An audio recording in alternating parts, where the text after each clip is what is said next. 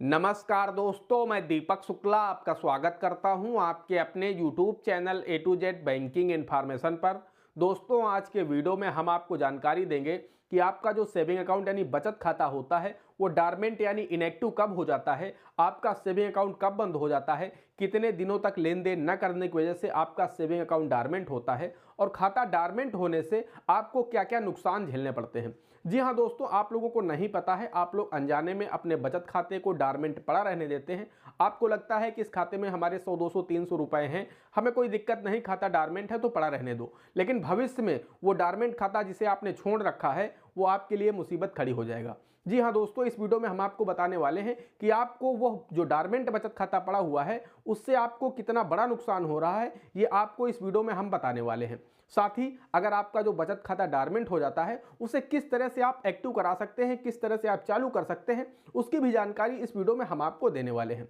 यानी डॉर्मेंट खाता आपका कैसे डॉर्मेंट होता है, यानी बचत खाता आपका कैसे डॉर्मेंट होता है, डॉर्मेंट होने के क्या नुकसान होते हैं और बचत खाता अगर आपका डॉर्मेंट है तो उसे आप किस तरह से एक्टिव करा सकते हैं, इस पूरे विषय पर आज हम आपको विस्तार से जानकारी देने वाले हैं। बस आप लोगों से एक छोटी सी रिक्वेस्ट है, वीडियो पसंद आए तो वीडियो को एक लाइक कर दीजिएगा। चैनल पर नए हैं, पहली बार आए हैं तो चैनल को सब्सक्राइब करके बेल आइकन को प्रेस कर लीजिएगा ताकि जैसे हम इस तरह का कोई भी दूसरा वीडियो अपलोड करें तो उसका नोटिफिकेशन आपको सबसे पहले मिले। चलिए शुरू कर देते हैं।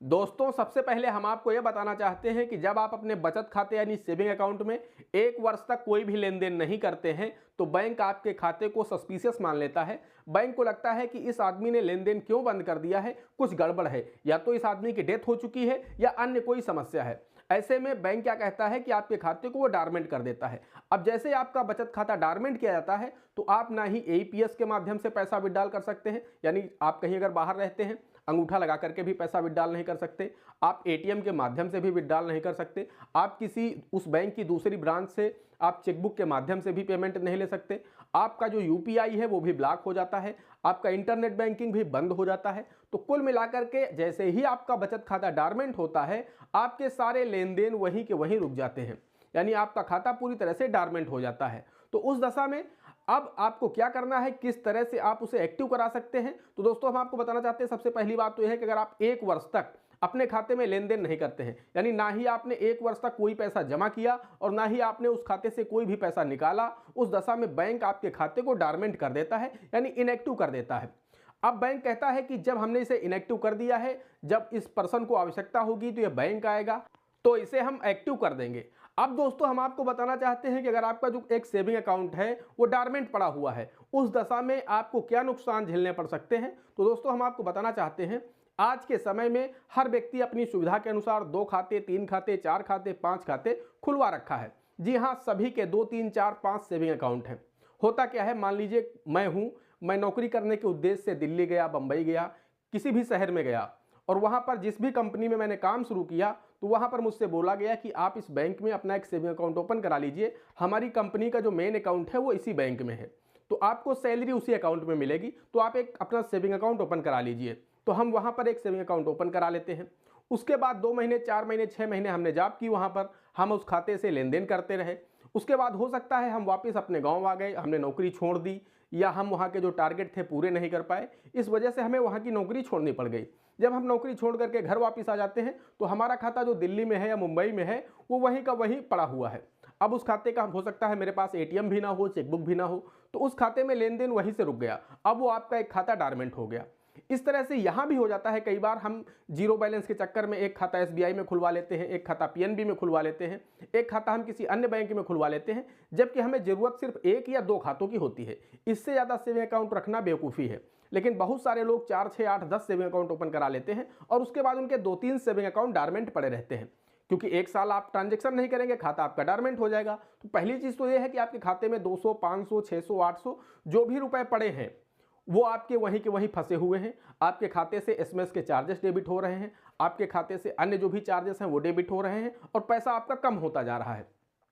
अभी तक क्या था दोस्तों, अभी तो हाल ही में आरबीआई ने कह दिया है कि आपके बचत खाते का बैलेंस जो बैंक है वो मिनिमम बैलेंस का जो एवरेज है उसे मेंटेन ना करने के चक्कर में वो इतने चार्जेस लगाता था बैंक कि आपके खाते का बैलेंस माइनस कर देता था। अब मान लीजिए आपके खाते में 500 रुपए थे और आप 10 साल बाद उस बैंक जा रहे हैं कि मेरा एक खाता है आपके यहाँ, हम इसे बंद करना चाहते हैं, तो बैंक आपसे बोल रहा कि आपके ऊपर 2000-3000 रुपए का माइनस बैलेंस है, आप पहले इसे जमा करिए तब आप इस खाते को बंद कर पाएंगे, क्योंकि आपके खाते में मिनिमम बैलेंस मेंटेन नहीं रहा, जिसकी वजह से जो चार्जेस थे वो माइनस में चला गया है। लेकिन अब आरबीआई ने ऐसा कर दिया, अब ऐसा नहीं है। आरबीआई ने कह दिया है आप किसी भी खाता धारक का जो खाता है मिनिमम बैलेंस के चक्कर में चार्जेस लगा करके आप उसके खाते का बैलेंस जीरो तो कर सकते हैं, लेकिन आप माइनस में नहीं कर सकते। तो अगर आपके साथ ऐसा हुआ है तो आप अपनी बैंक में जा करके उनसे कहिए कि हाल ही में आरबीआई ने बदलाव किया है, तो अब आपका कोई भी बैंक आपसे माइनस में बैलेंस नहीं जमा करवा सकता। कुल मिलाकर के अगर आपका खाता पड़ा हुआ है, आप 10 साल बाद भी जाएंगे तो आपका खाता जीरो हो सकता है कि आपको बैंक कोई भी पैसा वापस ना करे,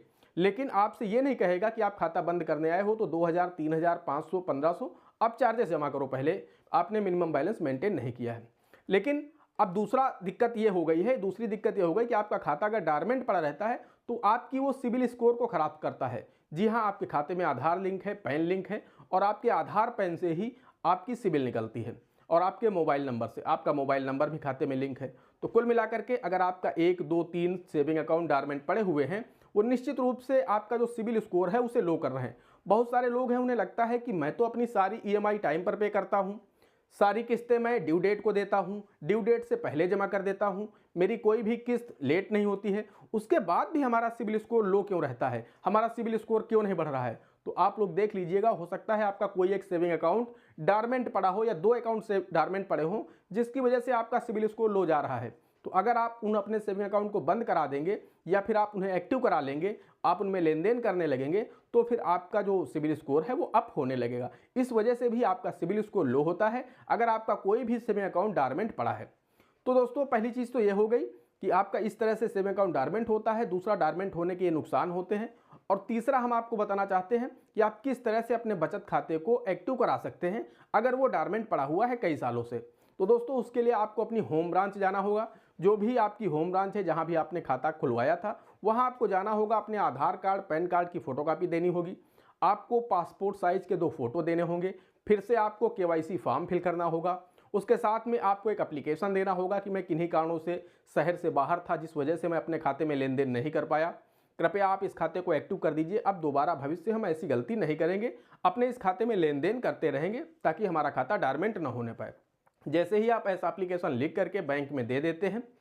और ये सभी डॉक्यूमेंट दे देते हैं, केवाईसी फॉर्म दे देते हैं, तो आपका खाता सेम डे एक्टिव कर दिया जाएगा और आपका खाता डॉर्मेंट से बाहर हो जाएगा। तो दोस्तों, ये प्रक्रिया होती है कि डॉर्मेंट खाते को एक्टिव कराने की। दोस्तों, आशा करते हैं आप लोगों की समझ में अच्छी तरह से आ गया होगा कि आपका जो सेविंग अकाउंट है वो डॉर्मेंट होता कब है और डॉर्मेंट होने से आपके क्या नुकसान होते हैं, साथ ही आप उसे किस तरह से एक्टिव करा सकते हैं। मैंने पूरी जानकारी आप लोगों को दे दी है। फिर भी अगर आपके मन में कोई डाउट है, कोई क्वेरी है, कोई सवाल है, तो आप लोग हमें कमेंट कर सकते हैं या फिर आप लोग हमें इंस्टाग्राम पर डीएम कर सकते हैं। दोस्तों, आज के वीडियो में इतना ही, मिलते हैं अगले वीडियो में किसी अगले इंटरेस्टिंग टॉपिक के साथ। तब तक के लिए जय हिंद, जय भारत।